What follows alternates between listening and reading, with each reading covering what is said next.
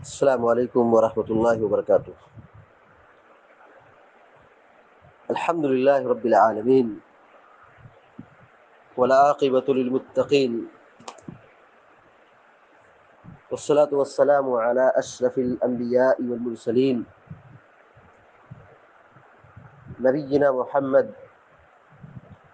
وعلی آلہ وصحبہ اجمعین وبعد۔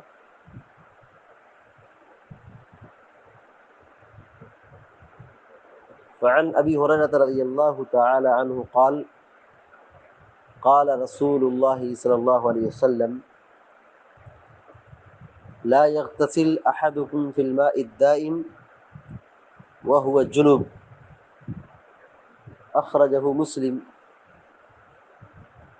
وللبخاری لا يبولن احدكم في الماء الدائم الذي لا يجري ثم يغتسل فيه، ولمسلم منه، ولأبي داود ولا يغتسل فيه من الجنابة۔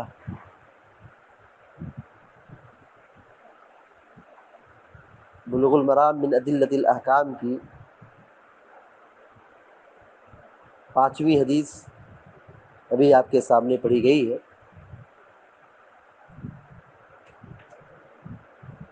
راوی حدیث مشہور صحابی سیدنا ابو ہریرہ رضی اللہ تعالی عنہ ہے۔ وہ بیان کرتے ہیں کہ قال رسول اللہ صلی اللہ علیہ وسلم، کہ اللہ کے رسول صلی اللہ علیہ وسلم نے فرمایا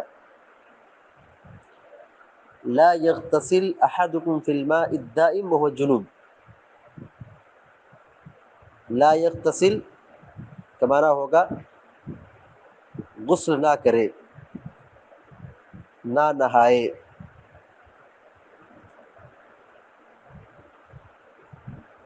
احد مانے کوئی، احد کے مانے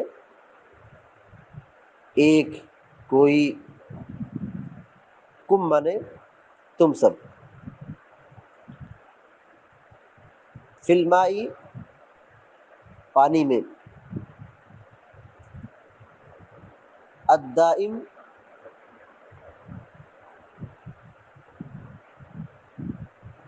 ایسا پانی جو ٹھہرا ہوا ہے، الدائم ایسا پانی جو رکا ہوا ہو، ٹھہرا ہوا ہو، یعنی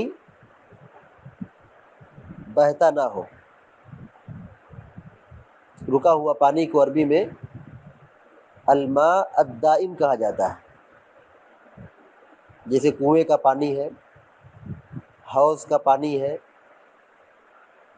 گڈھے کا پانی ہے، جہاں پانی ایک جگہ جمع رہتا ہے، بہتا نہیں ہے، تو اس پانی کو الدائم کہا جاتا ہے۔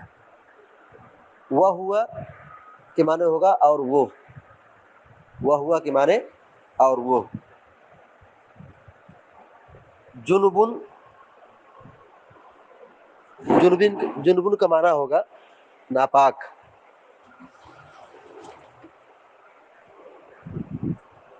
ایسا ناپاک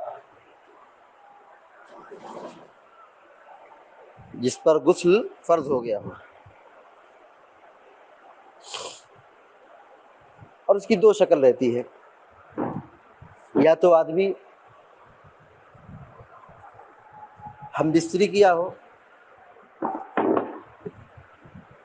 اور دوسری شکل یہ ہوتی ہے کہ آدمی سویا اور احتلام ہو گیا۔ جنوب کا مختصر اور بہتر معنی یہ ہوگا کہ شہوت کے ساتھ منی کا خروج ہو جائے تو ایسے آدمی کو جنبی کہا جاتا ہے۔ حدیث میں جو لفظ آیا ہے وہ جنوب، اس حال میں کہ وہ جنبی ہو، یعنی ناپاک ہو۔ آدمی ناپاک کب ہوتا ہے؟ یا تو احتلام ہو جائے، منی کا اخراج ہو جائے، یا پھر آدمی ہم بستری کر لے۔ حدیث کا ترجمہ دیکھیے، سیدنا ابو ہریرہ رضی اللہ تعالی عنہ سے روایت ہے، قال قال رسول اللہ صلی اللہ علیہ وسلم، کو بیان کرتے ہیں کہ اللہ کے رسول صلی اللہ علیہ وسلم نے فرمایا، لا یغتسل احدکم، لا یغتسل، نہ نہائے، نہ غسل کرے، احدکم، کوئی شخص، تم میں سے کوئی شخص نہ نہائے، غسل نہ کرے، فی الماء الدائم، ٹھہرے ہوئے پانی میں، تم میں سے کوئی شخص نہ نہائے نہ غسل کرے، فی الماء الدائم، ٹھہرے ہوئے پانی میں، رکے ہوئے پانی میں، جیسے حوض کا پانی ہے، ٹنکی کا پانی ہے، گڑھے کا پانی ہے، یا کنویں کا پانی ہے۔ منع کیا جا رہا ہے کہ کوئی شخص ٹھہرے ہوئے پانی میں، رکے ہوئے پانی میں غسل نہ کرے، وہ جنب، اس حال میں کہ آدمی ناپاک ہو، جنبی ہو، یعنی آدمی پر غسل فرض ہو گیا ہے، جنبی آدمی ہے، ناپاک آدمی ہے، ایسا شخص ٹھہرے ہوئے پانی میں غسل نہیں کر سکتا ہے، حرام ہے۔ منع کیوں کیا جا رہا ہے؟ کیونکہ اگر آدمی ٹھہرے ہوئے پانی میں غسل کرے گا تو پانی خراب ہو جائے گا، پانی کیا ہوگا؟ خراب ہو جائے گا۔ اگر پانی کم ہے تو بہت جلد ناپاک ہو جائے گا، کیونکہ نہانے سے میل کچیل، دھول مٹی، گندگی سب اسی پانی میں یکجا ہو جائے گا، جمع ہو جائے گا، جس کے نتیجے میں پانی کا جو رنگ ہے، ذائقہ ہے، بو ہے، وہ تبدیل ہو جائے گا اور پانی ناپاک ہو جائے گا۔ یا اگر پانی کا رنگ، بو، ذائقہ نہیں بدلتا ہے، پھر بھی یہ پانی خراب ہونے اور ناپاک ہونے کا سبب اور ذریعہ بن سکتا ہے، سبب اور ذریعہ بن سکتا ہے۔ تیسری بات یہ ہے کہ اگر کوئی شخص نہا لے اور لوگ اس پانی کو استعمال کرتے ہیں، وضو بناتے ہیں یا پھر پیتے ہیں، تو آدمی کو دیکھ لے گا، اگر کوئی شخص کی آدمی اس میں نہایا ہے تو لوگ ایسے پانی کو استعمال کرنا چھوڑ دیں گے۔ تو منع کیا جا رہا ہے کہ کوئی شخص ناپاک آدمی ٹھہرے ہوئے پانی میں نہ نہائے، لا یغتسل احدکم فی الماء الدائم وهو جنوب، کہ ٹھہرے ہوئے پانی میں جنبی شخص، ناپاک آدمی نہ نہائے۔ یا تو پانی ناپاک ہو جائے گا جبکہ پانی تھوڑا ہو، یا پھر پانی ناپاک تو نہیں ہوگا لیکن خراب ہونے کے قریب ہوگا، ناپاک ہونے کا سبب اور ذریعہ بن جائے گا، یا پھر یہ بات تو ضرور ہوگی کہ جب آدمی نہائے گا تو لوگ اس پانی کو چھوڑ دیں گے، اس پانی کو استعمال کرنے میں کراہت محسوس کریں گے، گھن محسوس کریں گے۔ اللہ کے نبی علیہ الصلوۃ والسلام نے پانی کے تحفظ اور پانی کی حفاظت کے لیے ایک بہترین نسخہ عطا فرمایا ہے، جامع تعلیم دی ہے کہ آدمی پانی کی حفاظت کرے، پانی کو خراب نہ کرے۔ کوئی شخص پانی میں جا کر کے ٹھہرے ہوئے پانی میں نہ نہائے۔ ظاہر ہے جب آدمی اس پانی میں نہائے گا تو پانی ناپاک اور خراب ہو سکتا ہے، یا پھر لوگ اس پانی کو استعمال کرنے میں کراہت محسوس کریں گے، گھن محسوس کریں گے۔ اللہ کے نبی علیہ الصلوۃ والسلام نے 1400 سال پہلے یہ جامع تعلیم دے دی ہے۔ سوال یہ ہے کہ کیا اگر آدمی ناپاک نہیں ہے، جنبی نہیں ہے، یہاں تو منع کیا جا رہا ہے کہ جنبی شخص، ناپاک شخص نہ نہائے، تو کیا وہ شخص جو پاک ہے، جیسے آدمی پاک ہے، جمعہ کا دن ہے، نہانا ہے، یا پھر ایسے ہی فریش ہونے کے لیے، تازہ دم ہونے کے لیے وہ آدمی نہانا چاہتا ہے، تو کیا کوئی شخص ٹھہرے ہوئے پانی میں نہا سکتا ہے؟ تو اصل یہ کہ وہ آدمی بھی ٹھہرے ہوئے پانی میں نہیں نہائے گا۔ جو ناپاک ہے وہ تو نہیں نہائے گا، یہ بالکل کلیئر ہے. اور جو شخص پاک ہے وہ بھی نہیں نہائے گا. کیوں نہیں نہائے گا؟ کیونکہ ایک آدمی نہائے گا تو اس کو دیکھ کر کے دوسرے لوگ بھی قدم بڑھائیں گے، اور حوض میں، کنویں میں، گڑھے میں، ٹنکی میں لوگ چھلانگ ماریں گے تو نہانے کی وجہ سے پانی خراب ہو جائے گا. نہانے کی وجہ سے پانی کا جو رنگ ہے وہ بدل جائے گا، پانی خراب ہو جائے گا.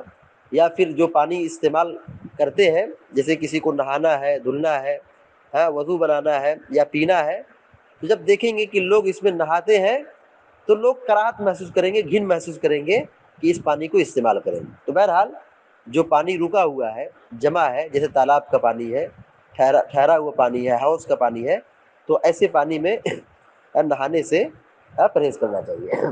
اخرجہ مسلم، یہ حدیث صحیح مسلم کی ہے. کون سی حدیث صحیح مسلم کی ہے؟ کہ جنبی آدمی، ناپاک آدمی ٹھہرے ہوئے پانی میں نہ نہائے. وللبخاری، بخاری کے اندر جو روایت ہے اس کے اندر یہ لفظ ہے کہ لا یبولن احدکم فی الماء الدائم، لا یبولن احدکم فی الماء الدائم. لا یبولن، اس کا معنی ہوگا کہ خبردار کوئی پیشاب نہ کرے. لا یبولن اس کا معنی ہوگا کہ خبردار کوئی شخص پیشاب نہ کرے.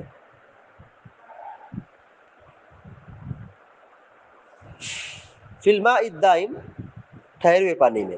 الذی لا یجری، الذی معنی جو، لا یجری کا معنی ہوا جو بہتا نہ ہو، جو جاری نہ ہو.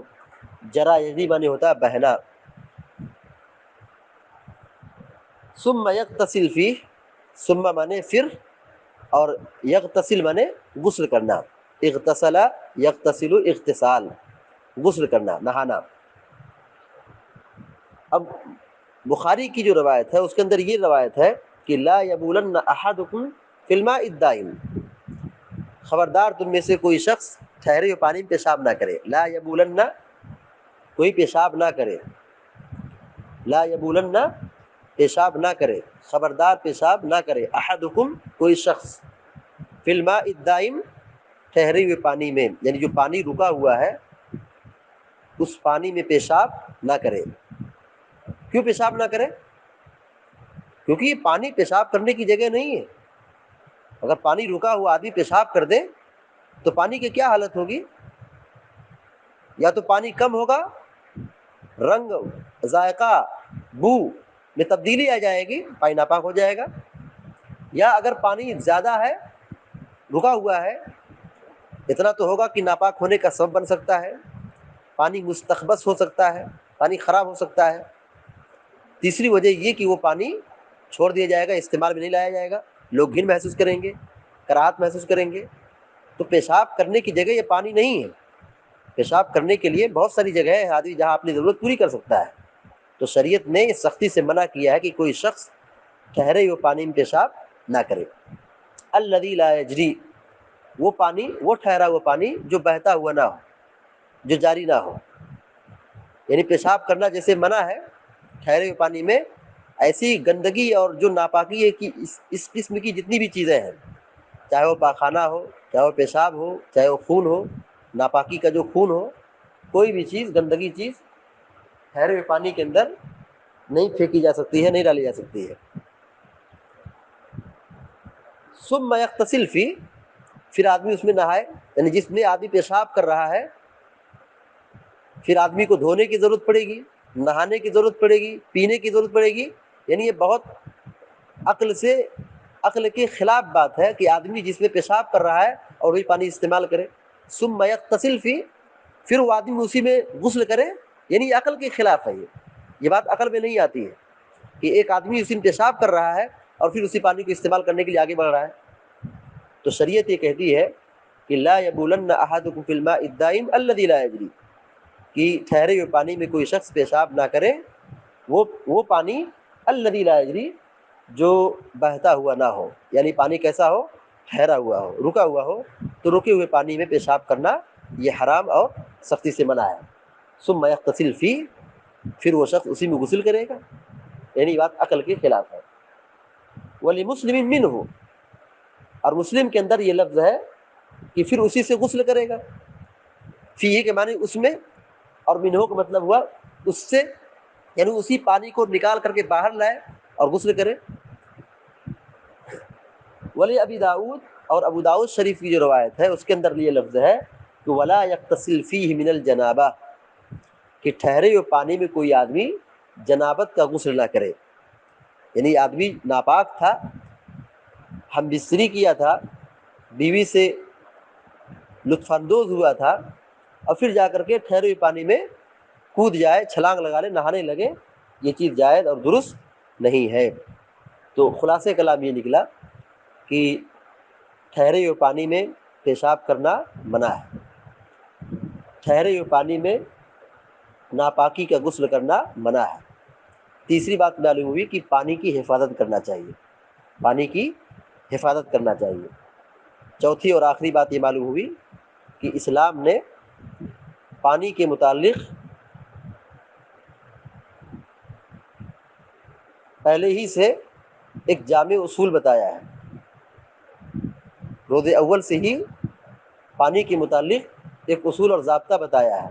وہ ضابطہ کیا ہے کہ پانی کو محفوظ رکھا جائے، کیونکہ پانی کی ضرورت ہر وقت ہر لمحہ زندگی کے ہر حصے میں پڑتی ہے، ضرورت پڑتی ہے. تو اس کی حفاظت کرنا اور اس کو نقصان پہنچانے سے، خراب کرنے سے، پانی ناپاک کرنے سے بچانا ہر مسلمان کی ذمہ داری ہے. اللہ رب العالمین سے دعا کہ اللہ تعالی ہم سب کو علم نافع عطا فرمائے، عمل صالح کی توفیق عطا فرمائے، آمین یا رب العالمین. وصلی اللہ علی نبینا محمد وعلی آلہ وصحبہ اجمعین. السلام علیکم ورحمۃ اللہ وبرکاتہ.